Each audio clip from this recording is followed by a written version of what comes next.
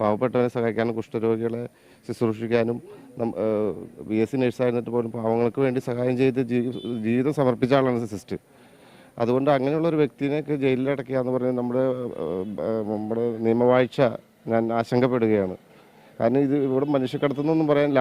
മധ്യപ്രദേശ് എന്ന് പറഞ്ഞ സ്ഥലത്ത് 2 മഠത്തിലേക്ക് അവരുടെ ക്ലിനിക്കിലേക്കും കിച്ചണിലേക്കും രണ്ട് പ്രായപൂർത്തിയായവരെ വിളിക്കാൻ ചെന്നു.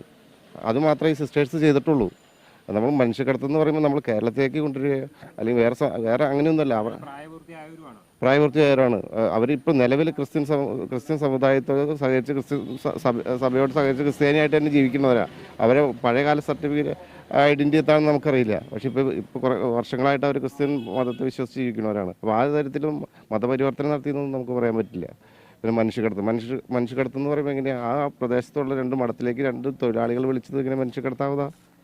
അതാണ് നമുക്ക് പറയുന്നത്. നമ്മൾ ഡോക്യുമെന്റ് എല്ലാം കയ്യിലുണ്ട്, ഐഡന്റിറ്റി കാർഡ് ഉണ്ട്, വീട്ടുകാരുടെ സമ്മതപത്രമുണ്ട്, എല്ലാം ഉണ്ട്. പക്ഷെ അത് ജനങ്ങളെ വന്ന് പേടിപ്പിച്ചപ്പോൾ ഒരു കുട്ടിയെങ്ങാണ്ട് മൊഴി മാറ്റി പറഞ്ഞു പോയി. എനിക്കറിയില്ല എവിടേക്ക് പോകണമെന്ന് അറിയില്ല എന്നുള്ളൊരു വാക്കുമ്മയാണ് കുറ്റം ആരോപിക്കുന്നത്. ഇതിനുശേഷം നിങ്ങൾക്ക് ബന്ധപ്പെടാനെല്ലാം കഴിഞ്ഞോ സിസ്റ്റർ സഹോദരി ഇതുവരെ നമുക്ക് സംസാരിക്കാൻ കഴിഞ്ഞിട്ടില്ല. ഇവിടുന്ന് പോയേക്കുന്ന സിസ്റ്ററായിട്ടും പിന്നെ അവിടെയുള്ള ഒരു സിസ്റ്ററായിട്ടും ഇടയ്ക്കിടയ്ക്ക് നമുക്ക് സംസാരിക്കാൻ പറ്റുന്നുണ്ട്. പക്ഷേ ചില സമയത്ത് അവരായിട്ട് കമ്മ്യൂണിക്കേഷൻ ചെയ്യാൻ പറ്റണില്ല.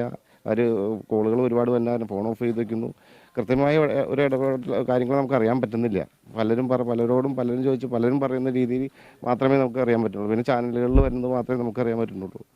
ഇത് മറ്റുള്ള സിസ്റ്റേഴ്സിനൊക്കെ വന്നത് നമ്മൾ കേട്ടിട്ടുണ്ട്. പക്ഷെ നമ്മുടെ കുടുംബത്തിൽ ഇത് ആദ്യമായിട്ട് വന്നപ്പോൾ അതും എൻ്റെ പെങ്ങൾ സിസ്റ്റർ എന്ന് പറഞ്ഞാൽ സിസ്റ്റർ ഇവിടുന്ന് പോലും പാവപ്പെട്ടവർക്ക് വേണ്ടി വസ്ത്രം സാധനങ്ങളൊക്കെ പൊതിഞ്ഞ് കെട്ടി വലിയ ബെഡിലാക്കി ട്രെയിനിൽ ആരോഗ്യ പ്രശ്നം പോലും ഉണ്ടെങ്കിൽ പോലും അത് വകവയ്ക്കാതെ കൊണ്ടുപോകുന്നത്. അപ്പോൾ എന്നോട് പറയും, നിങ്ങൾക്കറിയില്ല അവിടെ പാവപ്പെട്ട ജനങ്ങൾക്ക് ഇത് കൊടുക്കുമ്പോൾ അവരുടെ സന്തോഷം നിങ്ങൾക്കറിയില്ല, അതുകൊണ്ട് ഈ സാധനങ്ങളൊക്കെ ഞാൻ ഇവിടുന്ന് കൊണ്ടുപോകുന്നത് പാവപ്പെട്ടവരാടാ എന്ന് പറഞ്ഞുകൊണ്ടാണ് ഈ സാധനങ്ങളൊക്കെ അവർ കൊണ്ടുപോകുന്നത്. പിന്നെ ഓരോരുത്തർക്ക് ജോലി കൊടുക്കുന്ന ആ കുടുംബത്തെ രക്ഷിക്കാൻ വേണ്ടിയാണ്. വളരെ പാവപ്പെട്ട വീട്ടിൽ നിന്ന് കൊണ്ടുവന്ന അവർക്ക് ജോലി കൊടുത്ത് മാന്യമായ ശമ്പളം അവരുടെ വീടുകളിലേക്ക് എത്തിക്കുകയാണ്. അത് തീർച്ചയായിട്ടും ഇത് സിസ്റ്റർ എൻ്റെ പെങ്ങൾക്ക് കറക്റ്റ് കാര്യങ്ങളറിയാം. അവിടെ എങ്ങനെ രീതിയിൽ പിള്ളേരെ ജോലിക്ക് കൊണ്ടുവരണം, വീട്ടുകാരായിട്ട് ബന്ധപ്പെടണം എന്നൊക്കെ വ്യക്തമായിട്ട് അറിയാവുന്ന ആളാണ്. അതുകൊണ്ട് ആ നിയമത്തിൻ്റെ വഴിക്ക് തന്നെ പോയിട്ടുള്ളത്.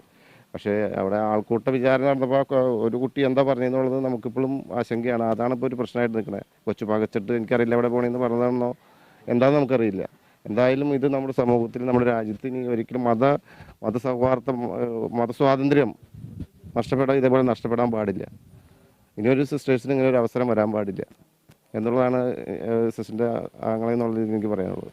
വൈകാതെ തന്നെ മോചനം ലഭിക്കും, അല്ലെങ്കിൽ ജയിൽ മോചിതയാകും എന്നാണ് നിങ്ങളുടെ ഒരു പ്രതീക്ഷ?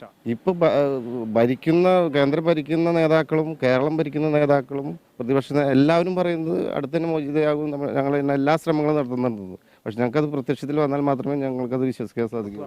അതെ, ഞങ്ങൾക്ക് വിശ്വസിക്കുന്നത് എല്ലാവരും ഇവിടെ ഇന്ന് കാലത്ത് തുടങ്ങി എല്ലാവരും വന്നു, എല്ലാ രാഷ്ട്രീയ വന്നു, ഇവിടെ രാഷ്ട്രീയം നോക്കാതെ എല്ലാവരും വന്നു. പക്ഷെ ഇവരെല്ലാവരും പറയുന്നത് അടുത്ത് തന്നെ നമുക്ക് രക്ഷപ്പെടുത്താൻ സാധിക്കുമെന്നാണ്. പക്ഷെ ഞങ്ങൾക്കത് പ്രത്യക്ഷത്തിൽ കണ്ടാൽ മാത്രമേ നമുക്കത് വിശ്വസിക്കാൻ പറ്റുള്ളൂ. ജാമ്യമില്ലാത്ത വകുപ്പൊക്കെ ചുമത്തി കേസെടുത്തത് നിങ്ങളെ ആശങ്കപ്പെടുത്തുന്നുണ്ടോ? തീർച്ചയായിട്ടും നമുക്ക് അങ്ങനെ. പക്ഷെ നമ്മൾ സിസ്റ്റർമാരൊരു തെറ്റും ചെയ്തിട്ടില്ല എന്നുള്ളത് രാഷ്ട്രീയ നേതാക്കൾക്കും അവിടുത്തെ നേതാക്കൾക്കും ഇവിടുത്തെ എല്ലാവർക്കും അറിയാം, ഞങ്ങൾക്കും അറിയാം. പക്ഷെ അത് ബോധ്യപ്പെടുത്താൻ നിയമത്തിൻ്റെ മുമ്പിൽ അത് ബോധ്യപ്പെടുത്താൻ സമയമെടുക്കുന്നു. അതാണ് നമുക്ക് ഉള്ളൊരു സങ്കടം. അത് അങ്ങനെ ഇപ്പോൾ വെള്ളിയാഴ്ച, ശനി, ഞായർ ഇത് 4ാമത്തെ ദിവസമായി. അതുകൊണ്ടാണ് നമ്മൾ കോടതിയിലേക്ക് മൂവ് ചെയ്യാതിരുന്നത്. നമ്മുടെ ഡോക്യുമെന്റ്സ് ഒക്കെ ക്ലിയർ ആക്കിയതിന് ശേഷം അങ്ങനെയാണ് ഞാൻ അറിഞ്ഞത്. കാരണം നമ്മൾ ഓടി അത് തിരക്ക് പിടിച്ച് അത് ചെയ്ത് കഴിഞ്ഞ് കഴിഞ്ഞാൽ പിന്നെ അത് നിരസിക്കാൻ സാധ്യതയുണ്ട്. അപ്പോൾ അതുകൊണ്ട് അത് കുറച്ചും കൂടി ക്ലിയർ ആക്കിയതിന് ശേഷം ചെയ്യാനാണ് നമ്മളത് മാറ്റി വെച്ചതെന്നാണ് ഞാൻ അറിയുന്നത്. തീർച്ചയായിട്ടും ഈ ആഴ്ച തന്നെ, അടുത്ത ദിവസങ്ങളിൽ തന്നെ മോചിതയാകുന്നതാണ് എൻ്റെ വിശ്വാസം. നമ്മൾ ഒരു തെറ്റും ചെയ്യാത്ത സിസ്റ്ററാണ്. ഒരു ക്രിസ്തുവിന് വേണ്ടി ജോലി ചെയ്യാൻ പോയ ഒരു വ്യക്തിയാണ്. എന്തായാലും ക്രിസ്തുവിനെ വിശ്വസിച്ച് മുന്നോട്ട് പോയ ഒരു വ്യക്തിനെ ദൈവം ചതിക്കില്ല, ദൈവം സംരക്ഷിക്കുമെന്നാണ് എൻ്റെ ഒരു വിശ്വാസം. സർക്കാരിൻ്റെ ഒരു ഇടപെടലൊക്കെയാണോ ഇതിന് ഇങ്ങനെ അവരെ ജയിലിനകത്താക്കാൻ കാരണം എന്ന് തോന്നുന്നു? എനിക്ക് ചാനലുകളിലൂടെ കണ്ടത് മനസ്സിലായത് അവിടുത്തെ ഒരു ജനക്കൂട്ടം, അതായത് സംഘടന ആയിക്കോട്ടെ, അവരുടെ മുറവിളികൾക്കൊപ്പം അവിടുത്തെ പോലീസ് നിന്ന് കൊടുത്തോ എന്ന് ഞാൻ ആശ്ചര്യപ്പെടുന്നു. കാരണം നമുക്ക് ചാനലിൽ കണ്ടപ്പോൾ നമുക്ക് അങ്ങനെ തോന്നുന്നത് വടികളുമായിട്ടും അവർ ആക്രോശിച്ച് വരുന്നു.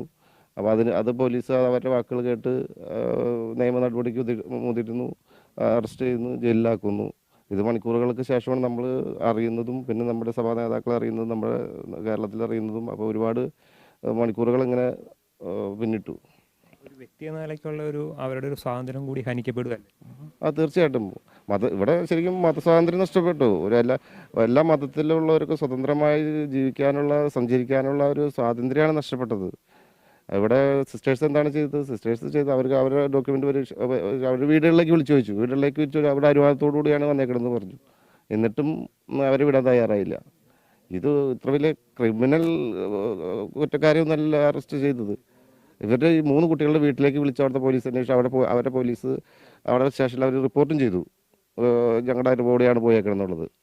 പിന്നെ അതിന് സ്റ്റേഷൻ ജാമ്യം കൊടുക്കാവുന്ന ഒരു കുറ്റമല്ലേ എന്നാണ് ഞാൻ ആഗ്രഹിക്കുന്നത്. കാരണം അത് കോടതിയിലേക്ക് വിട്ട് വലിയ കേസാക്കുന്നു എന്നൊക്കെ പറയുമ്പോൾ വലിയ രാജ്യദ്രോഹ കുറ്റം പോലെ ഇത് കാര്യത്തിൽ മുന്നോട്ട് കൊണ്ടുപോകാൻ അങ്ങനെ ഒരു ഇടപെടലൊക്കെ നടന്നിട്ടുണ്ട്. നമുക്ക് മനസ്സിലാക്കാൻ സാധിക്കും. കാരണം ഒരു പ്രദേശത്തിൻ്റെതായ അവിടെ ജനങ്ങളുടെ, അതായത് അവരെ സ്വാധീനമുള്ള സംഘടനകളുടെ ശക്തമായ സമ്മർദ്ദം ഒക്കെ ഇതിനകത്ത് വന്നിട്ടുണ്ടാവാമെന്ന് ഞാൻ ഉദ്ദേശിക്കുന്നു. നിങ്ങൾ എത്ര 7 പേരല്ലേ നിങ്ങൾ?